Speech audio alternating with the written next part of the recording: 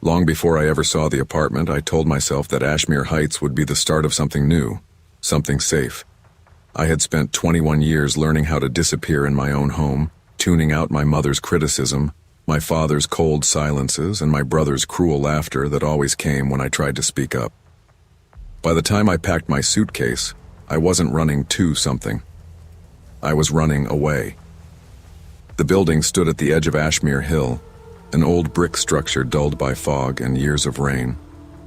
The narrow staircase creaked like it remembered every tenant who had come before me. My room smelled faintly of wood polish and something older, something that clung to the corners no matter how many windows I opened. The spare bedroom had a single crooked door, the closet. The knob wouldn't turn no matter how hard I twisted.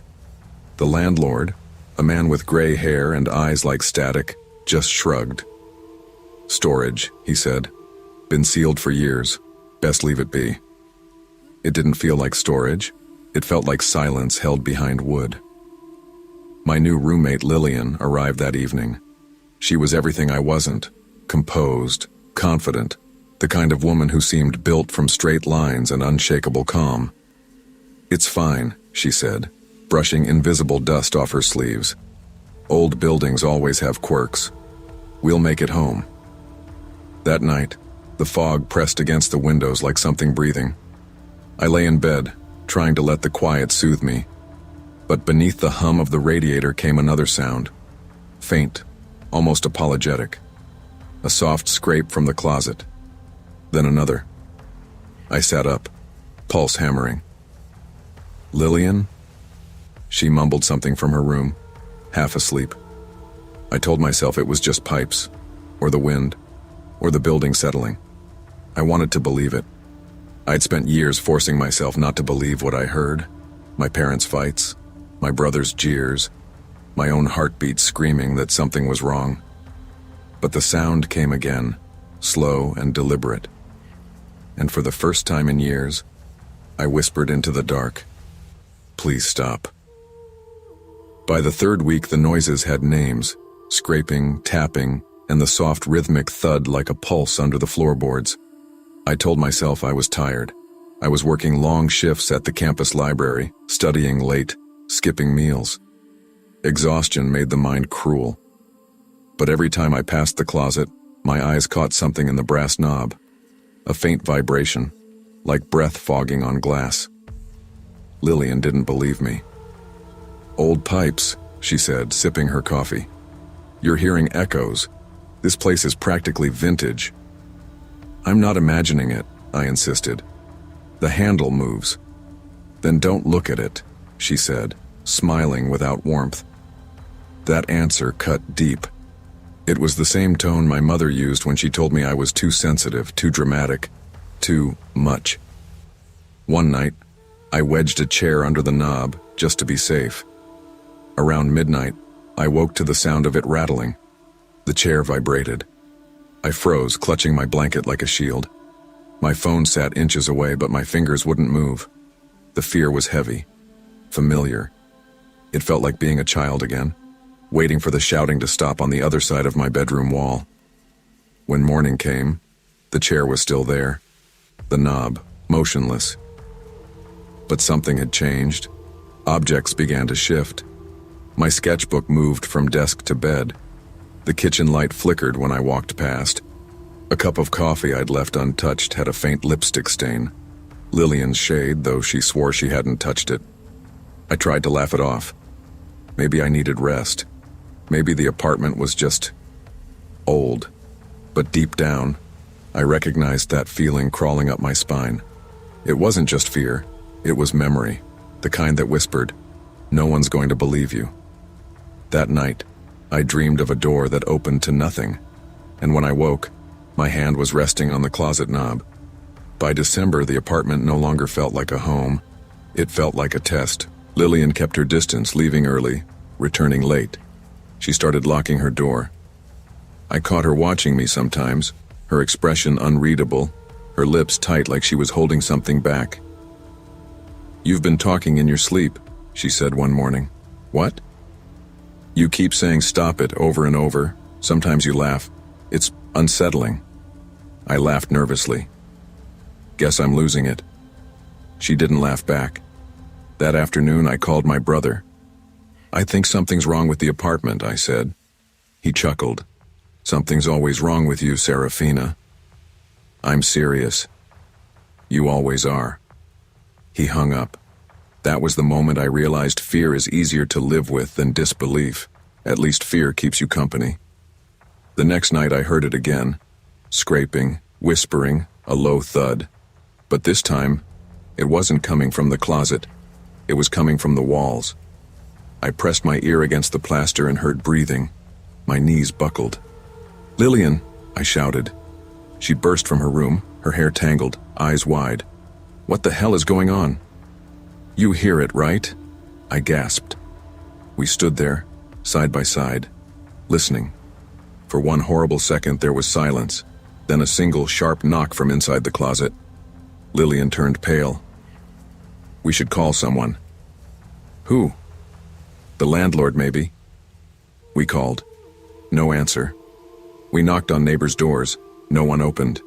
The fog outside was so thick it erased the world. When we returned, the closet door stood open.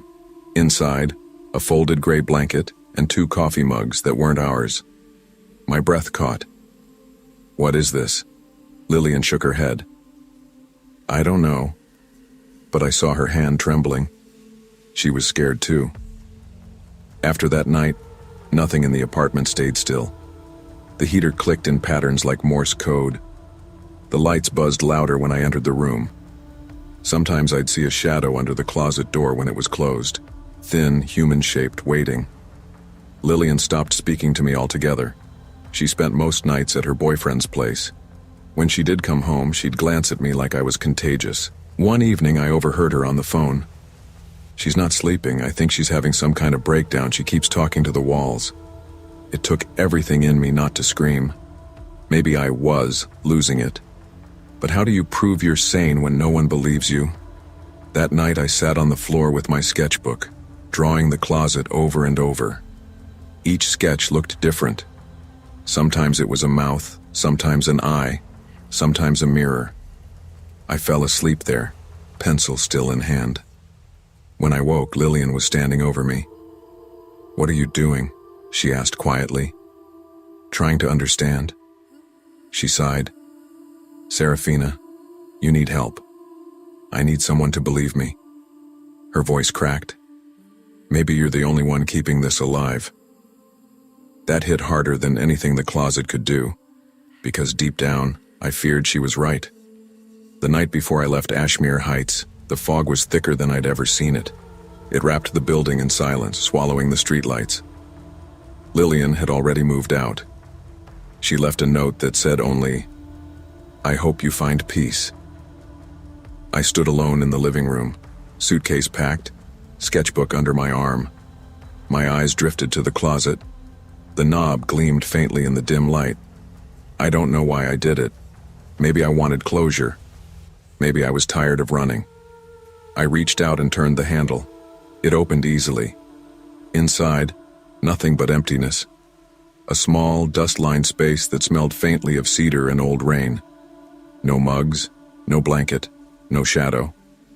I laughed. I laughed until I cried, until my knees gave out and my breath came in short, shaking bursts. There had never been anything there. Just echoes, just the parts of me that had never been heard. When I finally stood, I whispered, "I believe you," to the quiet space inside the closet. And for the first time, the silence felt kind. The things we bury never truly disappear. They wait for us in the dark until we're brave enough to face them. Sometimes the most haunting voices are our own, echoing from the closets we've built inside our minds. And the real freedom doesn't come from escaping what scares us, but from learning to listen to ourselves and to the silence that finally answers back. When Jasmine moved out, I thought the apartment would finally feel lighter. Empty. Mine. I'd been waiting for that moment, finally free from the tension of living with someone who never acknowledged your presence except to complain. I pictured myself curling up on the couch with a book, leaving the blinds open, drinking coffee in silence. I had imagined it for weeks. I found a new tenant through an online ad. Carla. She seemed perfect. Too calm, too polished. Like a person who'd been rehearsing her life to avoid mistakes. Rent on time, polite, courteous, never asking too many questions. At first, I let my guard down. I even smiled when she said good morning, imagining a normal coexistence for once. But old instincts die hard. Years of family chaos had trained me to observe and survive, to note what people did with their hands, how they lingered, what they avoided saying.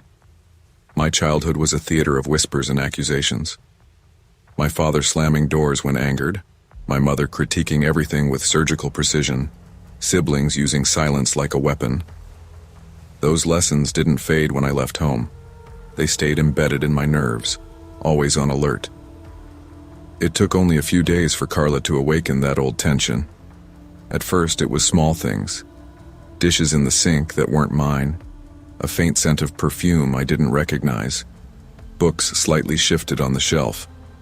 I chalked it up to stress. Maybe I'd misplaced them. Maybe my mind was playing tricks. But the feeling in my stomach wouldn't lie. Something wasn't right. It was the camera that revealed the truth. I had installed a small, cheap security camera in the living room, a habit left over from years of paranoia. Watching the footage made my blood run cold. Carla had been in my apartment at 1:30 a.m., moving quietly, rearranging drawers, lingering in corners. She didn't touch anything obviously valuable. She just existed in my space. The way she moved was casual, almost serene, but every step carried a claim. I confronted her the next morning, my voice barely steady. You moved out. Why are you here?" Her smile was soft, almost innocent. "I missed it," she said. No apology, no remorse, just calm, deliberate intrusion. I changed the locks immediately, but the sense of violation lingered. I could no longer relax in my own home. Every creak, every shadow made my heart leap. Carla had taught me that the scariest people aren't loud, aggressive, or grotesque. They are quiet, patient. They slide in unnoticed, leaving you questioning your perception of safety. Days bled into nights. I stopped staying at the apartment for more than a few hours at a time. Friends' couches became temporary refuges, and I began to notice how every sound felt like a threat. The wind brushing against the windows, the neighbor's footsteps upstairs. My mind interpreted everything as a signal. I started leaving cameras in more places almost obsessively. Kitchen, hallway, even the bedroom. Carla had shown me that my sense of control was an illusion. Even with locks, alarms, and precautions, my sanctuary had been invaded. One evening, I saw movement in the footage. Carla, or someone like her, was just standing there staring into the camera. Not a glance toward anything specific, just a presence, as if testing my reaction. My hands shook as I hit pause. The rational part of my brain told me I was imagining it, but I couldn't shake the feeling of being observed, hunted even in my own home. I began retracing steps from my childhood, recognizing patterns in my family's behavior mirrored in Carla.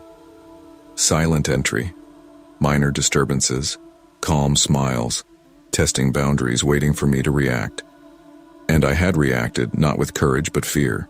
I tried talking to neighbors. The woman next door, Mrs. Henderson, was nice enough, but her reassurance didn't reach me. "Everyone keeps to themselves," she said. "Maybe it's nothing." But I knew better. It wasn't nothing. It was someone learning how far they could push without being caught. I started leaving notes on doors, labeling personal items, even writing the time on the fridge to track movement. It was obsessive, yes, but the panic in my chest demanded action. Carla had opened a door I didn't know could be opened, into fear I thought I'd left behind. By the third week, my nights were consumed by watching the monitors, reviewing footage, memorizing every flicker of movement, every soft shadow. I became a student of intrusion, forced to learn the rhythms of paranoia, the calculus of being watched. I knew I had to face it, Avoidance only strengthens fear. So one afternoon, I waited for Carla at the apartment. Pretending to leave, I hid near the hallway, camera in hand, recording without her knowing. She arrived, keys in hand, humming softly. She walked through the living room, untouched by the camera, rearranging a stack of magazines just slightly, as if correcting a wrong only she could see. My chest tightened. "Carla," I said, finally stepping forward. She looked up slowly, calm, no trace of guilt. "I thought you might want to see the living room," she said, voice gentle, almost disarming. "Why are you here?" I demanded. "You don't live here anymore." She tilted her head, considering me. "I like it," she said simply. "It's comfortable. Familiar. Doesn't that make sense?" I wanted to scream, to shake her. But instead, I felt a cold realization. She didn't need to justify herself. The rules didn't apply to her. My personal space, my boundaries, my life, they were irrelevant. I called the police that night. They took a report, but there was little they could do.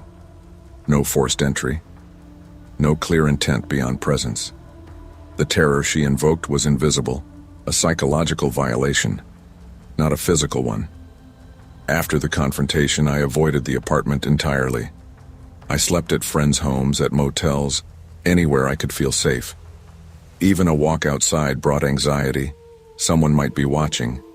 Every reflection, every shadow, was potentially Carla. I stopped trusting strangers easily. I stopped leaving personal items unattended. Grocery runs became calculated trips. Park close, move fast, check the surroundings. Each routine action carried a threat I had never imagined. Sleep became fractured. I dreamed of keys turning in locks, doors opening silently, footsteps pacing. My body carried tension I couldn't release, muscles tight, heart racing, mind always calculating. The apartment had been stolen from me, even when physically empty. I realized I had become the person I never wanted to be, hypervigilant, distrustful, haunted by the invisible. Carla had trained me, unwillingly, in the art of fear. Months passed. Carla didn't appear again, but her presence remained. I changed apartments, but the lessons traveled with me.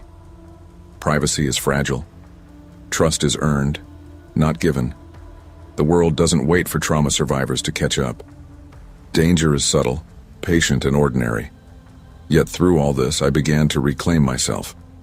I learned to set boundaries firmly, to question situations calmly, and to trust my instincts without letting them consume me. Every lock, every camera, every careful glance became tools, not chains. I still check my doors. I still notice shadows.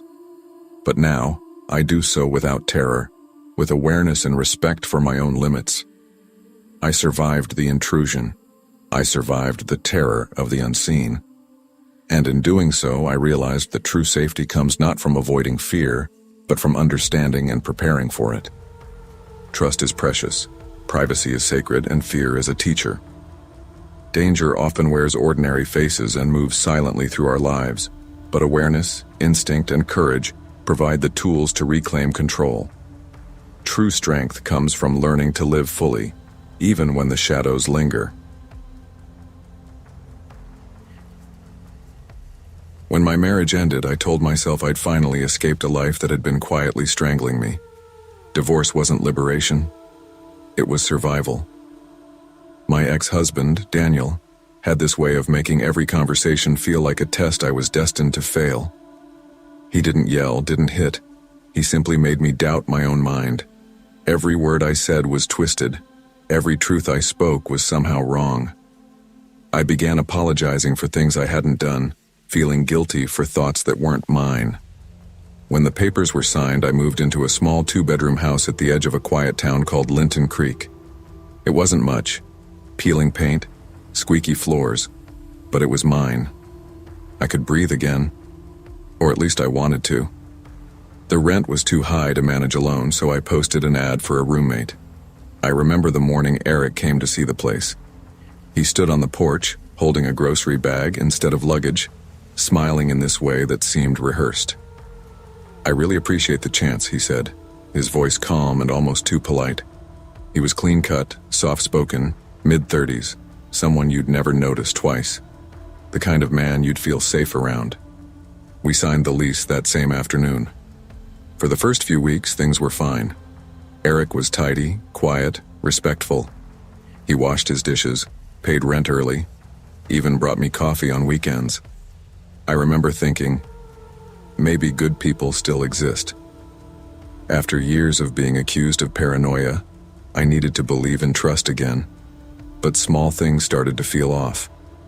I'd find the living room curtains drawn when I was sure I'd left them open. My bedroom door, always locked, sometimes sat just slightly ajar when I returned from work. I told myself it was exhaustion, my trauma replaying tricks. After all, Daniel had trained me to second-guess everything. Still, the air in the house started to change. It felt heavier at night, as though someone else's breathing shared the silence. The first night I heard footsteps outside my bedroom door. I froze. Slow, deliberate steps, back and forth. I lay there holding my breath, eyes on the narrow crack under the door. A shadow drifted past. Twice. I wanted to believe it was the house settling, maybe Eric getting a glass of water, but the steps stopped right at my door and stayed there for nearly a minute. The sound of breathing, steady, calm, listening. I told myself not to move. If I stayed still, maybe it would pass. And when it finally did, I couldn't sleep for the rest of the night. The next morning, Eric was making breakfast as if nothing had happened. "You look tired," he said, smiling faintly. "Rough night?" I hesitated. "Did you get up last night?" He looked confused, maybe amused. "No. Why? You hear something?" I studied his face, searching for any flicker of guilt. Nothing, just calm, bland politeness. "I thought I heard footsteps," I said carefully. He shrugged. "Old houses make weird noises." That was it. No defensiveness, no over-explaining, just dismissal. The same kind of quiet control Daniel had perfected, where you start to wonder if maybe it really was in your head. For a while, I tried to convince myself of that. But then I started noticing new details. My shampoo running out faster than usual, the faint smell of my perfume in the hallway, though I only wore it when I went out. A hairbrush moved slightly from where I'd left it. Tiny, intimate signs that someone had been close. One night I stayed late at work just to test something. When I came home, the lamp in my room was on. I hadn't turned it on that morning. Eric was sitting on the couch, reading. "You get off early?" he asked, eyes never lifting from his book. "No," I said slowly. "Just wanted to come home." He nodded. "I made extra pasta if you're hungry." His tone was warm, almost brotherly, but his eyes didn't match. They were too still, too controlled. That night I locked my bedroom door for the first time. I told myself it was a precaution, nothing more. But locking the door didn't make the feeling go away. It only made the silence louder. Then came the muddy footprints. One morning, leading straight to my bed. My stomach turned cold. I called the locksmith that afternoon and changed the locks without telling Eric. That night, he knocked softly on my door. "I noticed the locks are new," he said through the wood. "Yeah," I replied. "Needed an upgrade." A long pause. Then, in a voice almost tender, "Good. Safety is important." When his footsteps faded, I sat awake till dawn, staring at the door, wishing I had the strength to leave. I needed evidence, something tangible to prove I wasn't losing my mind. So I bought a cheap motion sensor camera from a hardware store and set it up in the corner of my room facing the door. I told myself I was being smart, not paranoid. That first night I barely slept. Every creak made my pulse jump. But morning came quietly. The camera light blinked red, recording done. I made coffee before watching the footage, convincing myself it would be empty, that I'd overreacted again. When the video loaded, I almost dropped my mug. At 2:47 a.m., my bedroom door opened. Slowly, Eric stood in the doorway, motionless, watching me. He didn't move for 20 minutes. Then he smiled, barely, and left. I replayed it 3 times before my body caught up with my brain. I felt sick, violated. My skin crawled. That evening, I confronted him. "Eric," I said, holding my phone like a weapon. "We need to talk." He looked up from his notebook. "Sure." I hit play. The video played in silence except for the faint hum of the house. He didn't blink. When the clip ended, he simply said, "You walk loud too." For a second, I thought I misheard. But no. He smiled slightly like it was a shared secret.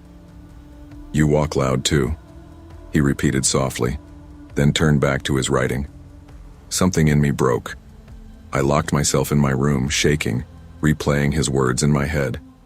That whisper, so casual, so intimate, felt like a violation worse than any physical harm, because it meant he didn't just invade my space, he enjoyed it. I called the police the next morning. They took my statement, copied the video, and said they'd look into it. But days passed with no update. Eric still lived there, still moved through the house like nothing had changed. He started leaving notes on the fridge. "Please remember to wash your cup. Don't forget to lock the door." Each note written in perfect, tidy handwriting. A mockery of civility. Sometimes he'd hum outside my room at night, a low, tuneless sound that made my stomach twist. I stopped eating, stopped sleeping. My hands trembled constantly. When the police finally searched his storage unit, what they found turned my fear into nausea. Hundreds of photos, me sleeping, cooking, reading, taken through cracks in the door, windows, even the vents, my toothbrush, my shoes, my bed. The officer said, "He's been watching you for months." They arrested him that afternoon, but the damage was done. That night I stayed at a hotel. I thought the silence would comfort me, but instead, it roared. Every sound felt like a footstep, every flicker of light like someone watching. Even after they told me Eric would be facing charges, I couldn't stop checking corners, mirrors, doors. My body refused to believe safety existed anymore, because it wasn't just Eric. It was Daniel. It was my father. It was every man who had taught me that silence was safer than speaking. Months later, I moved into a new apartment in another city. The windows faced the street, full of noise and light. No more darkness pressing in. I told myself this time would be different, but habits die hard. I still check the locks twice. Still sleep with my phone recording. Still wake at 3 a.m., heart pounding, waiting for footsteps that never come. Therapy helps, a little. My therapist says trauma lives in the body, that even when the danger is gone, your nerves don't know the difference. Sometimes I dream of Eric's voice, that whisper. "You walk loud, too." Other times I dream of Daniel saying, "You're overreacting." They blend together until I can't tell which fear belongs to which man. But there's progress. I've started talking back to the shadows. "Not this time," I say out loud when my mind starts spinning. "You don't get to live here anymore." It doesn't always work, but sometimes it does. And I think that's what healing looks like. Not forgetting, but surviving in spite of memory. Fear doesn't always come from monsters in the dark. Sometimes it comes from people who smile while taking your power piece by piece. But survival isn't silence. It's learning to speak even when your voice shakes. Because the real horror isn't being watched. It's believing you deserve to be. When I moved to the city, I was searching for stability, a quiet corner of life where I could finally breathe. I had spent years under my parents' strict scrutiny, where mistakes were never forgiven and love always came with strings. My father, a rigid surgeon, measured worth in precision and success, and my mother wielded perfection like a weapon. My siblings thrived in that environment, but I learned early to hide my panic, to perform flawlessly, to stay silent when the world felt like it was scrutinizing me. Those lessons became survival tools, though I never realized how vulnerable they made me to others until much later. So when I found the apartment on the third floor of a modest brick building in a quieter part of town, I thought I had found my sanctuary. It wasn't much: a small living room with peeling paint, a kitchen that smelled faintly of damp wood, and 2 bedrooms separated by a thin wall. But it was mine. And I wasn't alone. My roommate, Theo, was a medical student who had impressed me with his intelligence and calm demeanor over our initial phone call. From the first week, Theo's presence was almost soothing. He was quiet in the mornings, meticulous with his routines, and polite in our conversations. We shared meals occasionally, often talking about human behavior, psychology, and medical curiosities. He seemed harmless, intellectual, almost charming. But there was something subtle that unsettled me. An intensity behind his eyes, a precision that didn't belong to casual study. I brushed it off, telling myself it was just my imagination, leftover caution from years of parental oversight. I like to observe people quietly, to notice without being noticed. Perhaps I was simply projecting my own habits onto him. It wasn't until the second week that small oddities started to appear. At first they were minor. A sour smell in the kitchen, dishes left out longer than normal, milk curdled at the back of the fridge. When I mentioned it, Theo smiled calmly and said, "I'm conducting a personal study on the body's natural bacteria levels. It's completely harmless." I laughed nervously, though a sliver of unease settled in my chest. Later, I noticed his notebooks, full of meticulously drawn charts, observations, and lists about daily routines, meals, and reactions to various stimuli. I told myself he was ambitious, perhaps even brilliant. But when I found jars of hair collected from the bathroom drain and labeled by day, fear finally rooted itself in me. It wasn't just the hair. My toothbrush disappeared for a day and returned in a plastic bag labeled Day 14, Sample Collected. The room that had been my sanctuary now felt like a laboratory, and I was its unwitting subject. Every movement I made, every sound, even my hesitation when speaking, felt catalogued and scrutinized. Childhood memories I had buried, my mother's critique, my father's silent judgment, the sharp glances from my siblings, flared back at me, magnified 1,000-fold. When I confronted Theo, my voice shook despite my careful control. Why are you doing this?" He smiled, unnervingly calm, almost triumphant. "To understand human behavior. You consented the moment you moved here." A chill ran down my spine. He wasn't joking. And suddenly the lessons of my childhood, the constant performance, the silent observation, made sense in a new, terrifying way. I had survived years of subtle psychological testing at home, but Theo had taken it further. He didn't see boundaries, didn't see empathy, only observation and measurement. That night, I lay awake in my small bed, staring at the ceiling, listening to the faint hum of the refrigerator, wondering how someone could be so calm while violating trust so completely. By morning, I had made a decision. I couldn't stay. The apartment that had promised freedom now held only fear. I spent the next morning packing quietly, leaving half my belongings behind. My hands trembled as I stacked clothes into a bag, carefully avoiding contact with anything that might be part of Theo's study. Every corner of the apartment seemed to breathe around me, a silent observer. As I packed, I tried to rationalize the situation. I wasn't imagining things. The jars, the notes, the toothbrush, these weren't pranks or quirks. This was deliberate. And yet, I felt trapped by the psychological weight of it. Theo had managed to touch the deepest nerve from my childhood, the part of me trained to comply, to hide panic, to suppress reaction. A week earlier, I had jokingly mentioned to a friend about moving in with someone like a mad scientist, and she laughed.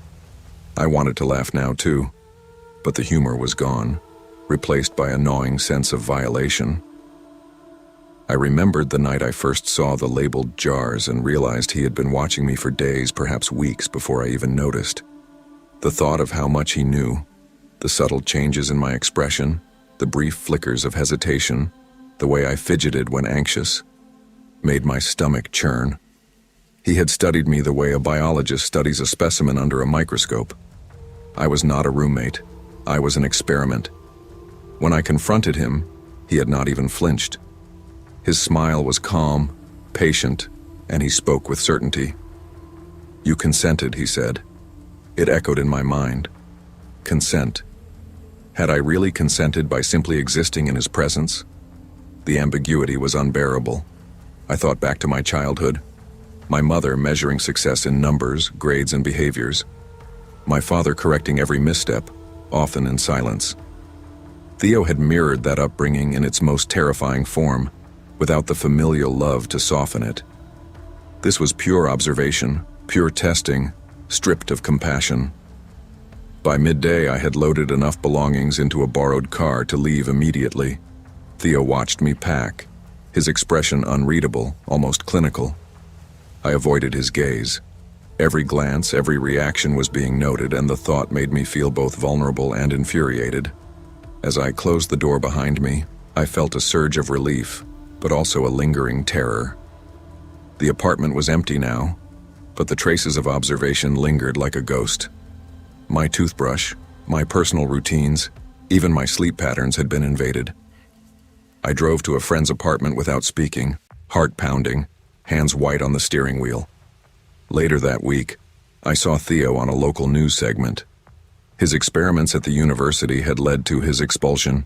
He had been performing hygiene deprivation studies without consent.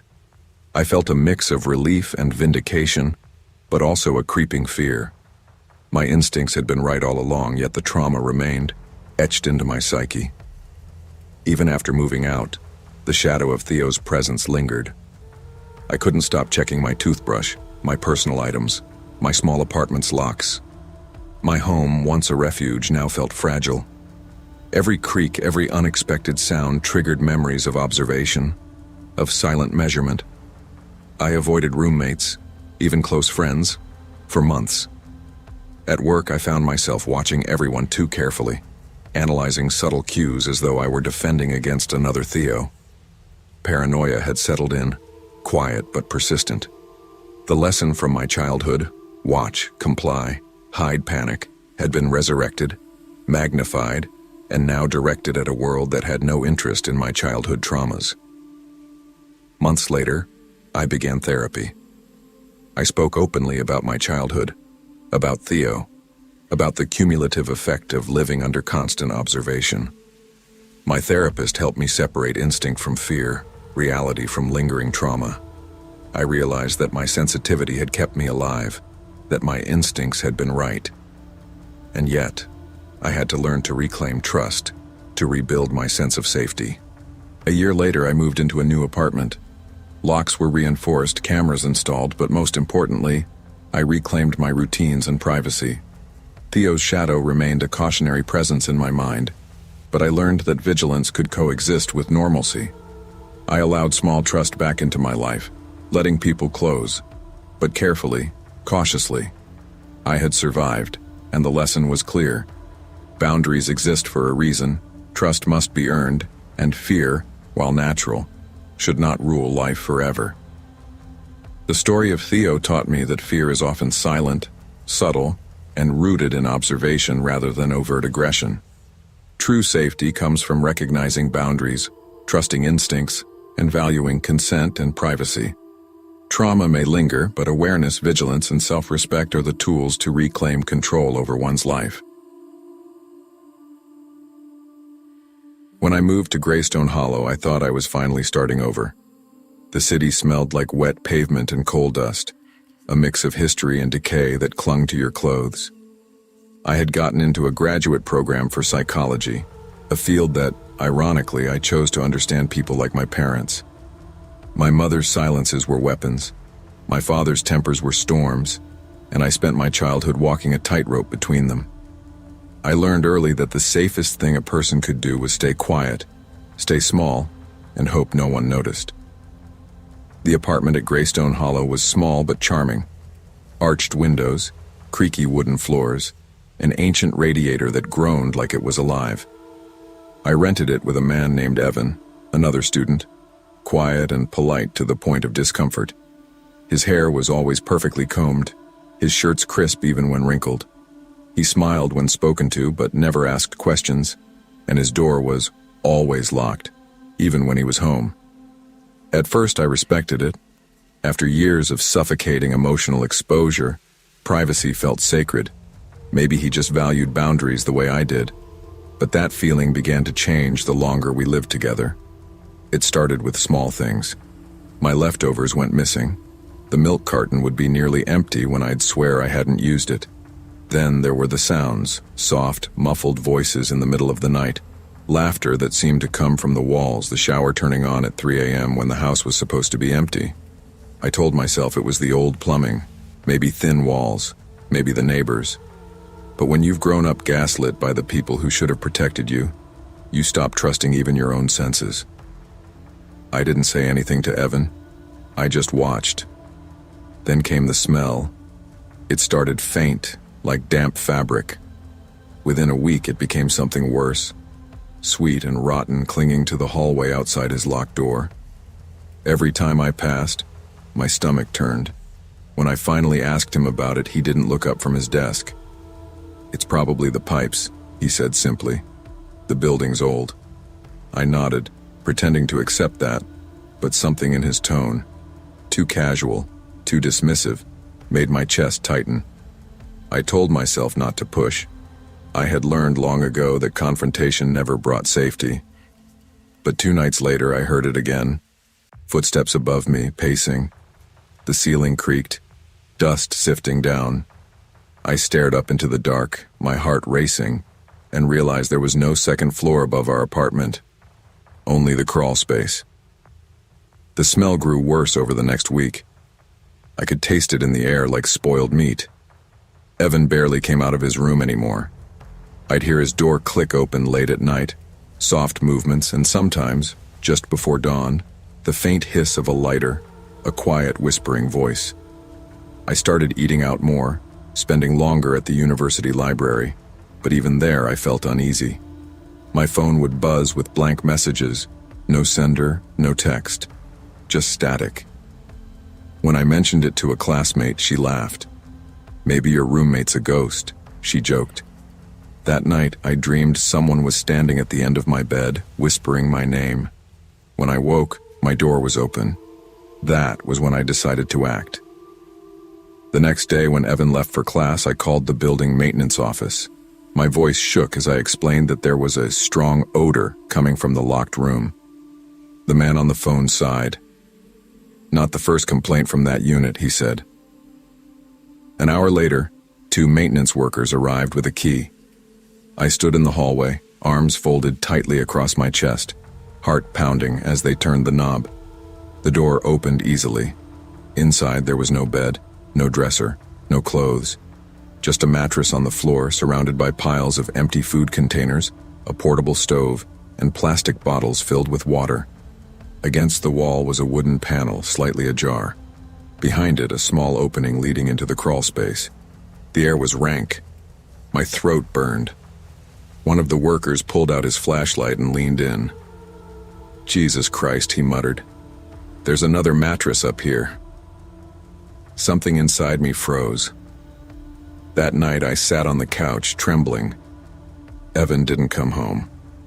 The landlord called me the next morning, voice tight. "Your roommate's been evicted. Don't worry, he won't be coming back."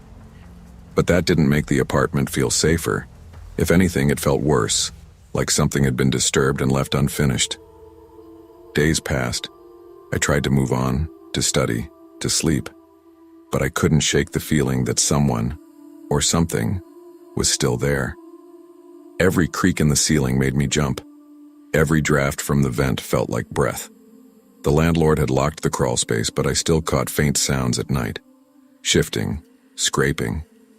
I told myself it was rats, or wind, or stress.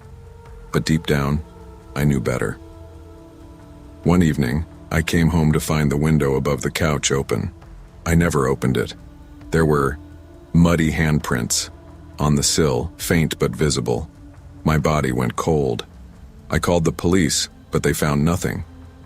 Old buildings attract drifters, the officer said, half apologetic. Just keep your windows locked. That night I slept on the floor by the door with a kitchen knife in my hand. When I told my mother about it over the phone, she sighed. You always overreact, Natalie. You need to stop imagining danger everywhere. It was the same tone she'd used when I was a child, when I told her about the noises in my closet, about Dad's quiet rages behind closed doors. I hung up before she could finish her sentence. I was done being told I was imagining things. A week later, while I was sketching by the window, I heard it again. A thud above me, followed by a faint cough. My pen fell from my hand. The landlord had changed the locks. The crawl space was supposed to be sealed. I climbed onto a chair and pressed my ear to the ceiling. Silence. Then another thud, closer this time. I called the landlord immediately. He didn't answer. I texted, "There's someone up there." No reply. Finally, I grabbed my flashlight and climbed onto the counter to reach the ceiling hatch. My hands shook so badly I nearly dropped the light. The latch came undone easily, as though it had never been locked at all. When I pushed the panel open, a gust of cold, foul air hit me, and there it was, the second mattress, filthy and torn, with piles of trash beside it. The smell was unbearable. No one was there, but the bedding was still warm. That was the last night I spent in that apartment. I moved out the next morning. The landlord refunded part of my deposit and avoided eye contact. He said the police had found signs of unauthorized occupancy in several crawl spaces across the building. No one knew for sure how many people had been living there, moving through walls and vents like ghosts of the forgotten. Months later, in my new apartment across town, I still wake at 3 a.m. Sometimes it's quiet. Sometimes I swear I hear movement in the vents. But the truth is, what haunts me most isn't the thought of someone living above me. It's the part of me that didn't speak up sooner. The part that learned silence from childhood and carried it into adulthood. I check locks twice now. I sleep with my shoes by the bed. I listen. Because I've learned that danger doesn't always knock. Sometimes it moves in quietly, eats your food, breathes your air, and waits for you to convince yourself it isn't real. Sometimes the walls we build for protection become the ones that trap us. Ignoring fear doesn't make it disappear. It only gives it space to grow. And in a world full of hidden rooms and quiet dangers, believing yourself is the first act of survival. When I first moved to Chicago, I told myself I was starting over. No more walking on eggshells. No more rooms that felt like interrogation chambers. No more pretending not to hear the way my mother's voice could cut glass, or my father's silence could flatten my chest. I was 24, fresh out of college, with one suitcase, a second-hand laptop, and a job offer that barely covered rent. But that didn't matter. I just wanted peace. The Craigslist ad read, "Room available, $600 a month, quiet neighborhood, no pets, no drama." It sounded like exactly what I needed. The man renting it out was named Vince. Mid-30s, calm voice on the phone, even offered to pick me up from the train station. When I first met him, he looked ordinary. Plain black hoodie, jeans, a short beard. The kind of guy you'd forget walking past on the street. That felt safe to me. Ordinary felt safe. The apartment itself was neat. 2 bedrooms, 1 bathroom, open living space, lots of plants. I asked about the previous tenant, and Vince just said, she moved out suddenly, had family stuff. I didn't think much of it. I was too busy convincing myself that this was my reset button. The first few weeks were fine. Vince worked nights as a freelance investigator, or so he said. He paid rent in cash envelopes, cooked sometimes, and mostly kept to himself.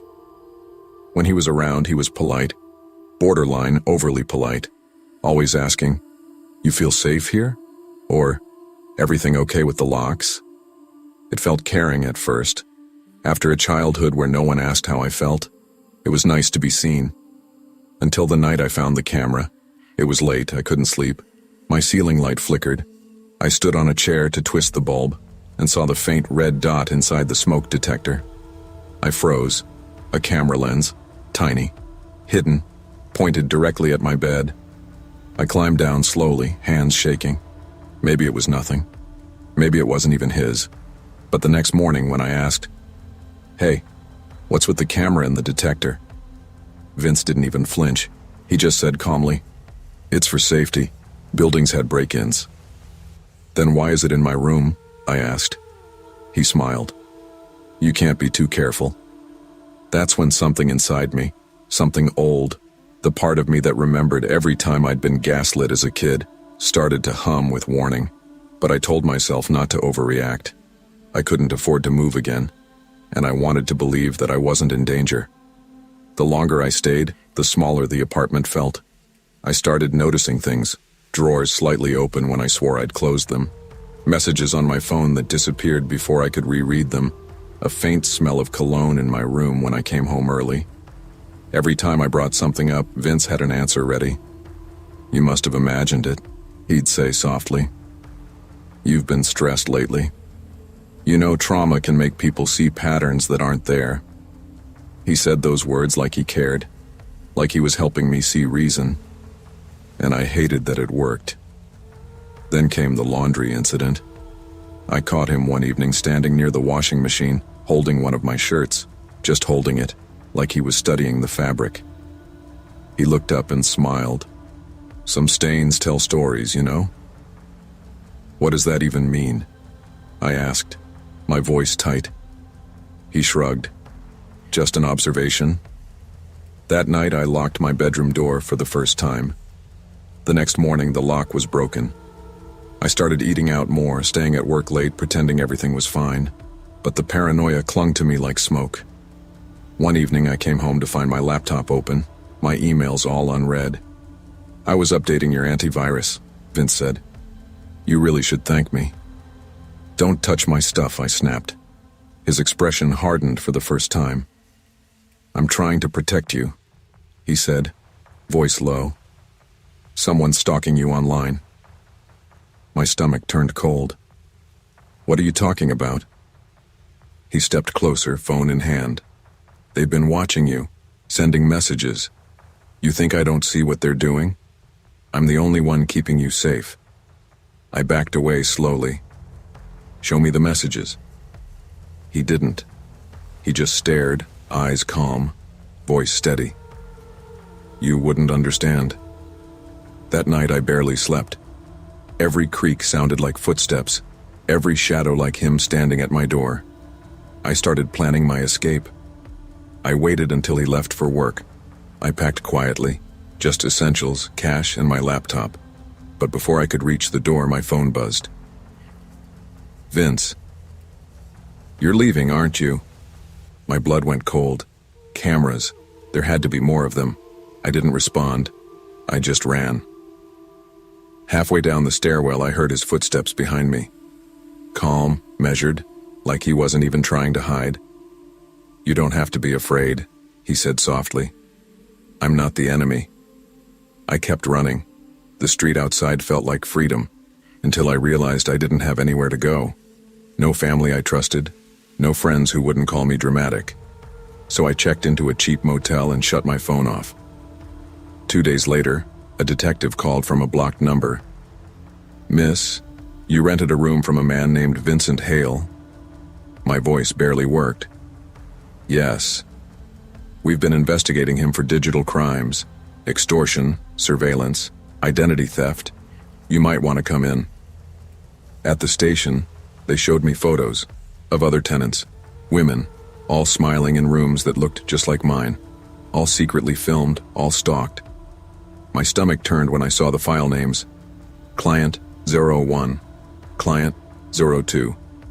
He'd been selling everything. They arrested Vince that week.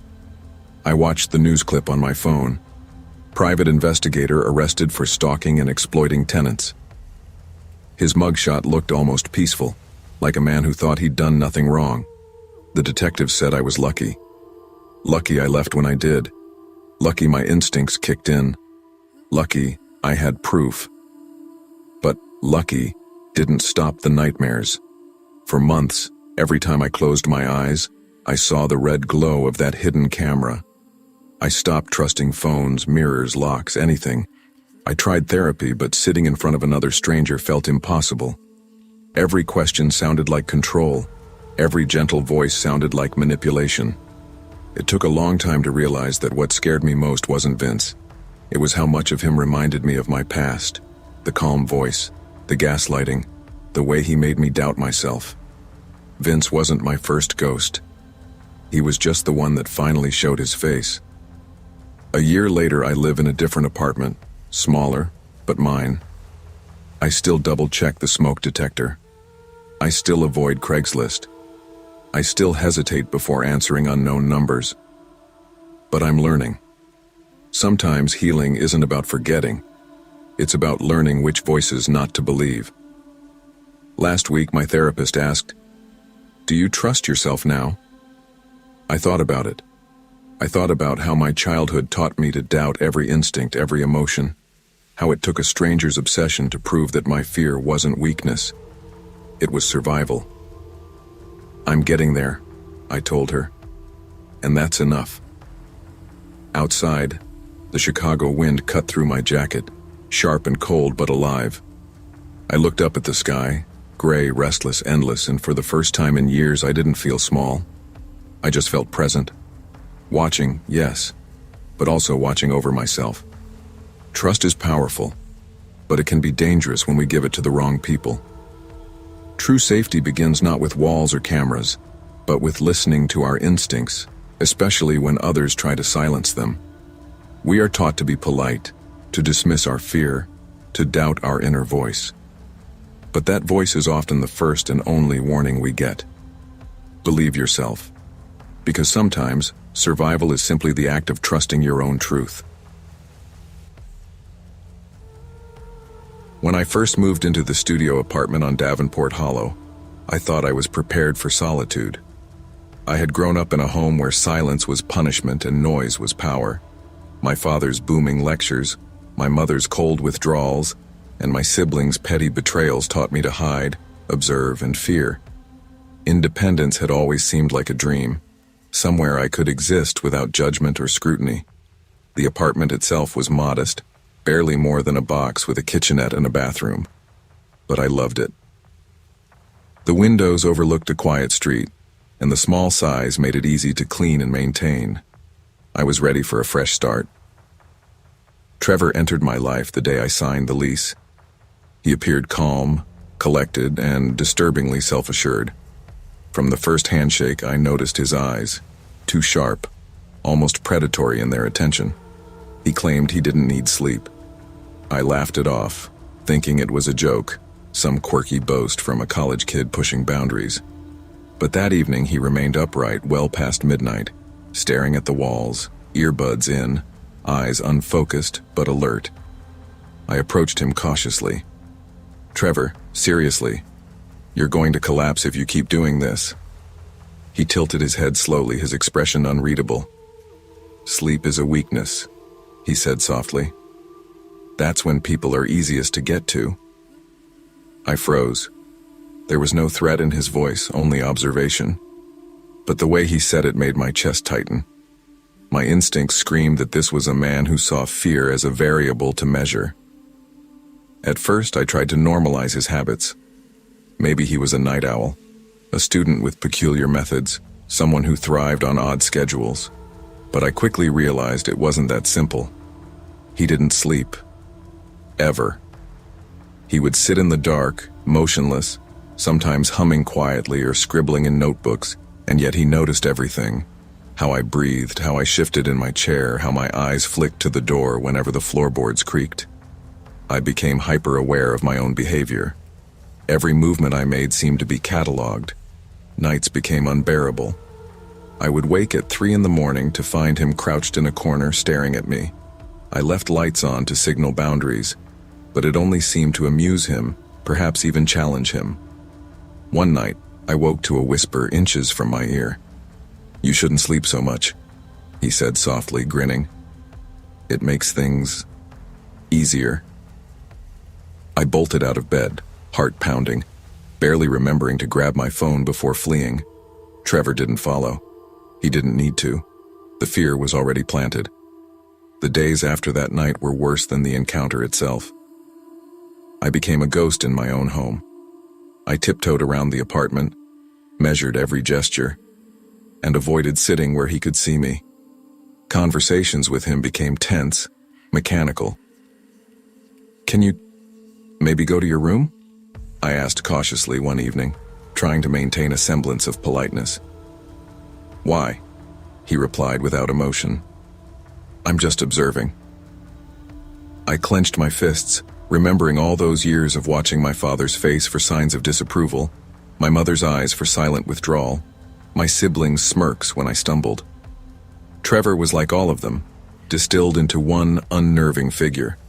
But unlike my family, I had no escape plan. He began subtle manipulations. Lights were slightly dimmed when I returned home. My coffee cup was moved an inch to the left. He hummed certain patterns at unpredictable times. The environment itself became a psychological trap, a constant reminder that I was never alone in my home. I tried talking to friends seeking reassurance. "He's just weird," one said.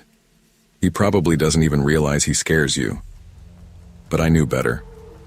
My instincts screamed that this was intentional. The presence of someone who never rested, who existed in the shadows observing silently, was unlike anything I had experienced, even in the volatile environment of my childhood. The turning point came when I noticed my toothbrush missing, then returned wrapped in a napkin with small notes scribbled on it. Day 3, reaction logged. My stomach lurched. This wasn't harmless eccentricity. This was an experiment, and I was the subject. By the 3rd week, I couldn't breathe in my own apartment. Every creak, every faint sound sent spikes of adrenaline through me. Trevor was always awake, always watching, and I began calculating his movements before I even walked into a room. One evening, I confronted him directly. "Trevor, what you're doing, it's not normal. You can't just watch people like this. You're violating boundaries." He smiled, calm, unnerving. "Boundaries exist to be tested. Fear is useful. It teaches. You should be grateful for the lesson." Grateful. The word hit me like a punch. This was my life he was turning into an experiment. The lessons of my childhood, silent observation, controlled panic, measured reactions, had prepared me for discipline, not predation. That night I packed hurriedly. My hands shook as I shoved clothes into a bag. My heart raced, not just with fear, but with the adrenaline of finally reclaiming control. I left most of my possessions behind, knowing that the apartment had been compromised and that my presence had fueled his study. When I returned 2 days later, the studio was empty. Trevor had vanished completely, leaving no trace, no bed, no clothing, no notebooks. It was as though he had never existed. The experience mirrored patterns from my childhood. Absence used as a tool, silence wielded to instill anxiety, and unpredictability shaping behavior. I tried to rationalize it. Maybe he had simply left. But the uncertainty gnawed at me. Every shadow, every whisper in a quiet room became a potential observation. The trauma of being watched, of having my private life cataloged, lingered. Even months later, I found myself checking corners before sleeping, listening for sounds that weren't there, imagining eyes on me in every reflective surface. The lessons from my childhood, hyper-awareness, vigilance, had been amplified by an adult predator who mirrored the psychological patterns I had learned to survive. Time slowly helped, but only partially. Therapy and support from friends allowed me to process the fear, separating realistic threats from lingering paranoia. I moved into a new apartment, one where I could control my environment. Locks were reinforced, blinds replaced, routines adjusted. Yet I carried the memory of Trevor, of sleepless observation, of calculated fear, as a permanent caution. I learned that survival is not just physical, it's psychological.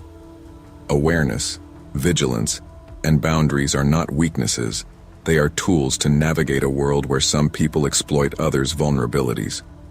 The experience left a mark, yes, but also a lesson. Fear can exist silently, without a shout or a strike.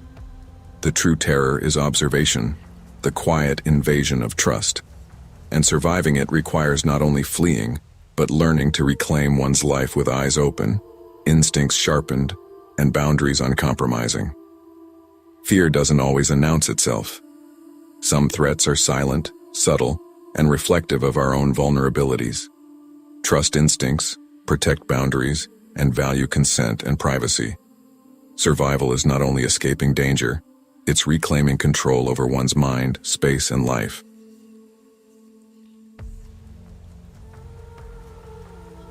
Back in my sophomore year, I thought Mallory was my best friend, the person who would always have my back. High school had forged our bond, two girls who shared secrets, playlists, and dreams of escaping to somewhere bigger. Rooming together in college seemed like a natural step, a continuation of that friendship, a bubble of trust I thought would protect me from the wider, harsher world. I grew up learning to navigate conditional love. My mother celebrated achievement but never affection. My father's anger was sudden and punishing, his silence worse than his shouts.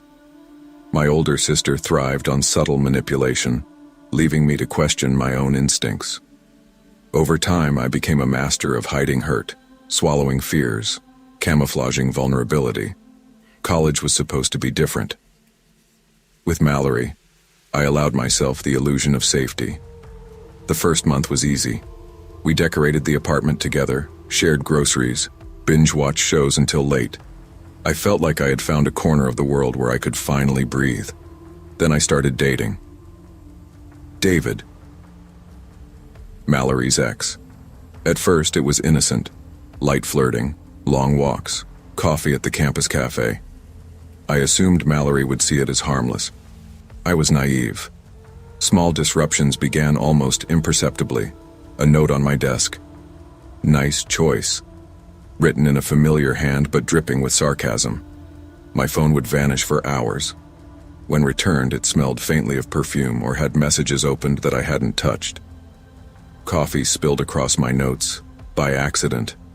I brushed them off, telling myself I was being paranoid. But paranoia grows when trust fractures, and soon the fractures were undeniable. One evening, I came home to find my textbooks arranged differently. A photo of me, asleep at my desk, slid neatly onto the table. My chest tightened, memories of childhood intrusions flashing through my mind. Doors opening when I slept, whispers just beyond my hearing. My sanctuary had been violated again, this time by someone I trusted. I confronted Mallory in the kitchen. My hands shook as I held up my phone, showing the screenshots posted online. "You took something from me," she said, her voice calm, almost clinical. "So I'm taking everything from you." Her smile didn't reach her eyes. That night, when I lay in bed listening to the city hum beyond my window, I realized friendship could be a thin, dangerous veneer. Mallory had weaponized my vulnerabilities, exploiting patterns I had assumed only existed in my family. By the second month, the intimidation escalated. My car tires were slashed one morning outside the apartment. At first, I refused to connect it to Mallory. Denial is a convenient blanket. But the screenshots and her earlier threats were pieces of a puzzle I couldn't ignore. Fear began to seep into mundane routines, checking over my shoulder, triple-locking doors, retracing paths through campus to see if anyone had followed me. Mallory began leaving subtle reminders of her presence. My favorite coffee mug would appear on her side of the counter. Notes scrawled in my handwriting style would show up in my backpack. I started leaving things deliberately out of place, setting traps to see if they would be touched, and almost immediately my suspicions were confirmed. The psychological toll was heavier than any physical damage. I avoided my own apartment. Friends began noticing my jitteriness. "Are you okay?" one would ask. I couldn't explain it fully, how someone I trusted could dismantle my sense of safety so completely, how every step outside the apartment now felt like a negotiation with potential danger. The breaking point came late one night. I had dozed off on the couch, and when I woke, my bedroom door was cracked open, the lock tampered with. On the pillow lay a single photo of me sleeping. Every instinct screamed betrayal. Every childhood memory of being watched and punished surged forward. I had never felt this small, this exposed, this violated. The next day, I went to the police. I explained everything: the notes, the social media posts, the car vandalism, the broken locks. They took my statement seriously, but cautioned that proving intent could be difficult. Mallory denied everything, claiming jealousy and misunderstanding, but forensic evidence, fingerprints, photos, time-stamped screenshots, left no doubt. I waited outside my apartment for her arrival, heart hammering. When she stepped onto the porch, casual, smiling, she had a smug, almost victorious air. I held up the notebook I'd been keeping, the evidence meticulously documented. "Why are you doing this?" I asked, voice trembling. Her eyes glinted, cold and unrepentant. "Because it's fun," she said. "Because you thought you were safe. You should never assume someone else has your back." She was expelled from school, but the psychological damage lingered far longer than any disciplinary action could fix. I had learned that safety is fragile, and trust, especially trust extended to someone close, is a double-edged sword. I moved out of the apartment and changed routines, yet fear shadowed me like a second skin. Even in a new dorm, I double-checked locks, watched doors, questioned every casual gesture from new acquaintances. I documented unusual events in a notebook, a ritual that helped calm my panic but never fully erased the anxiety. Sleep was fractured. Every creak, every shadow, every whisper in the hall triggered a flashback. I began noticing patterns in others' behavior, small signs of manipulation or intrusion, and sometimes I reacted too quickly, calling friends unnecessarily, checking rooms twice, asking strangers questions that seemed odd. Yet each precaution reminded me that vigilance had saved me from further harm. I still saw Mallory in my mind, not physically, but as a cautionary figure, a representation of how easily trust can be exploited. Her actions had taught me an indelible lesson. The people closest to you can cause the deepest wounds. Months turned into years. The trauma faded, but lessons remained.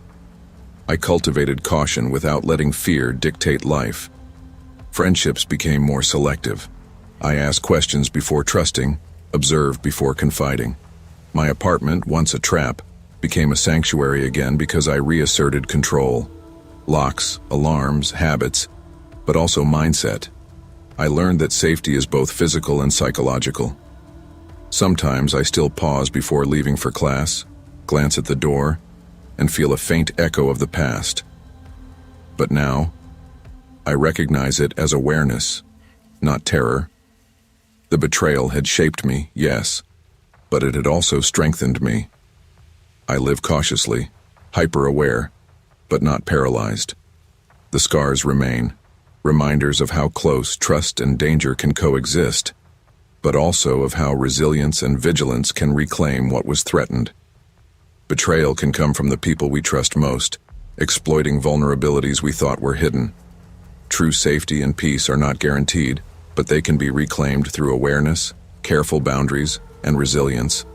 Trust wisely, but fear thoughtfully, and let experience guide, not dominate your life. I used to think silence was safety. Growing up, noise meant danger. Shouting, slammed doors, my mother's cutting voice slicing through the house like a blade. She called it discipline, but really it was control. Every mistake I made, no matter how small, became a weapon she'd use later. If I forgot to wash a dish, I was lazy. If I questioned her tone, I was ungrateful. So I learned to stay quiet, to apologize before I was even accused. When I finally moved out at 26, it felt like I was stepping into air that didn't belong to me. The world felt too loud, too unstructured. I didn't know how to exist without someone watching, waiting for me to fail. I spent 2 years bouncing between tiny apartments and short-term roommates, always trying to find something that felt like peace. But peace was expensive, and loneliness was cheaper. That's when I found Maddie. through a housing app. Her message popped up on a Thursday afternoon. "Hey, I saw your listing. I'm looking for a quiet place, low drama. I'm super tidy and pay rent on time. Let me know if you're still looking." Something about the way she wrote, simple, friendly, unpretentious, made me respond right away. She showed up the next day to look at the place. She was maybe my age, late 20s, with shoulder-length auburn hair, and a smile that made you feel like you'd known her before. She carried a canvas tote and wore an oversized sweater that looked lived in. I remember thinking, she feels safe. She moved in 2 days later. The first week was easy. She was polite, kept her space clean, and even cooked dinner one night. Pasta with a creamy sauce she said she learned from her grandmother. We stayed up late, eating on the couch, talking about everything and nothing.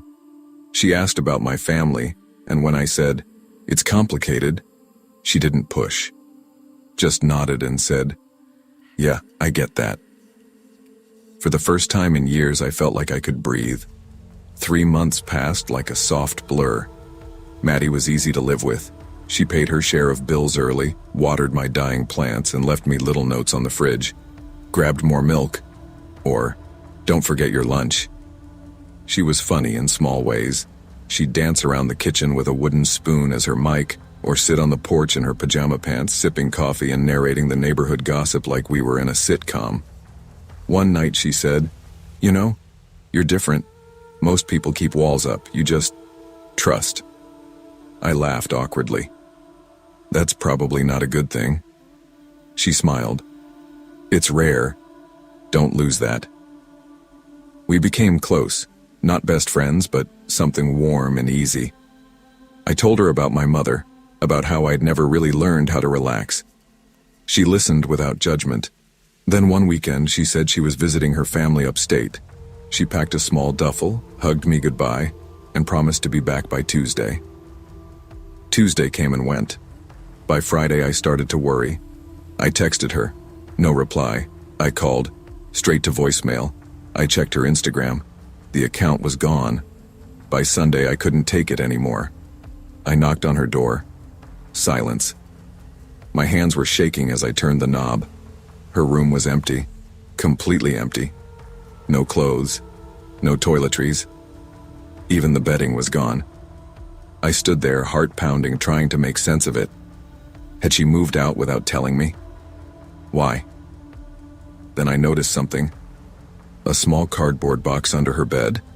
Inside were fake IDs, printed screenshots of social media profiles, and a copy of my driver's license. I sat on her floor, numb, flipping through the contents of the box. There were ID cards under different names: Madeline Graves, Elena Ward, Hannah Collins, each with her photo, slightly altered hair, different birthdays. There were documents, bills, addresses, credit applications. And there, among them, was my information, my name, my number, my address. A chill ran through me so deep I could hear my pulse. I whispered, "Who the hell are you, Maddie?" I took everything to the police station the next morning. The officer on duty listened, nodding, jotting things down on a clipboard. When I showed him the fake IDs, his brows furrowed. "Looks like identity theft," he said. "You did the right thing coming here." They ran her name, Madison Hale, the name she'd given me, and nothing came up. It was a ghost identity. Days turned into weeks. They couldn't trace her. Every alias led to another dead end. One detective finally said, "Whoever she is, she's done this before. People like that, they reinvent themselves. New names, new cities, hard to catch." I changed my locks, closed my bank accounts. For weeks I slept with the light on. At night, I'd hear phantom footsteps, creaks that sounded too deliberate. I'd wake up and swear I smelled her perfume, that faint vanilla scent she always wore. Every noise felt like a warning. Months passed and I tried to rebuild my routine. I started therapy, trying to untangle the fear Maddie left behind. My therapist, a calm woman named Dr. Green, said something that stuck with me. "She didn't just steal your information, she stole your sense of safety. You need to reclaim that." But it wasn't easy. I started getting mail addressed to Madeline Graves. Credit card offers, insurance letters, even a hospital bill. Each one felt like a ghost note, reminding me she still existed somewhere, maybe even watching. I called the bank to flag the accounts, but deep down, I knew she was still out there, wearing someone else's name. One night I dreamed she came back. She was sitting at our kitchen table, smiling. "You missed me," she said. "You needed me to teach you this." I woke up sweating. After that, I started checking locks 3 times before bed. I deleted my social media. I even moved to a new apartment across town, smaller, older, but quiet. Sometimes I'd think I saw her face in crowds, at the grocery store, at the bus stop. A familiar tilt of the head, a flash of auburn hair. My heart would leap, but when I looked again, it was never her. Still, the fear never fully left. It just learned how to sit quietly beside me. Years later, I can finally talk about it without shaking. I've rebuilt, cautiously, new friends, new boundaries. When people ask why I live alone, I just say, I prefer it that way. Sometimes, I reread the police report. They never found her. No trace, no closure. Just an open file and a name that never existed. I used to think Maddie was evil, a calculated manipulator who saw me as an easy mark. But the truth is, she was something worse. A mirror. She reflected every weakness I'd carried from childhood, my need to please, to trust too soon, to believe that kindness meant safety. My mother used to say, "You have to see people for what they are, not what you hope they'll be." I used to think that was her bitterness talking. Now I know it was her experience, because the truth is, Maddie wore the same kind of mask my mother did, the one that says, "You can trust me." And I wanted to believe it so badly that I didn't look closer. Even now, when I hear laughter from another apartment or smell that faint vanilla scent in a store, a part of me tenses. But I've learned something powerful. Vigilance doesn't mean fear, it means survival. When we give it too easily, it becomes currency for those who trade in deception. But when we learn to balance openness with awareness, we protect both our hearts and our sanity. Maddie taught me that evil doesn't always break down the door. Sometimes it's the person who holds it open with a smile.